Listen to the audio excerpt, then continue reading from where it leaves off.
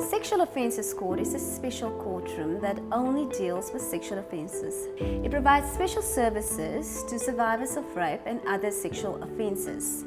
This is to deal with the trauma of the incident. Before the trial, the child will be in the child witness waiting room. This room has standard furniture specifically designed to meet the needs of traumatized children. It also provides a play area, a reading area, and a child's bed sofa for resting. The court preparation officer takes you through the trial trauma debriefing sessions before and after the trial. A child witness gives evidence in a room separate from the courtroom. This is to protect the witness against hostile cross-examination. It has comfortable chairs where the child and the intermediary can sit during the court proceedings. The child can neither see nor hear the accused or anyone from the courtroom.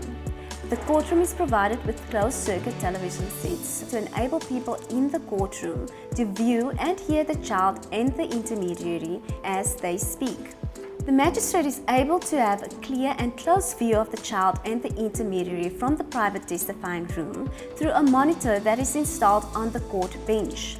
These processes play an important role in the well-being of the child during court proceedings. The Children in the Law workshop will give you first-hand experience on real-life court proceedings that will enable you to bridge the gap between theory and practice.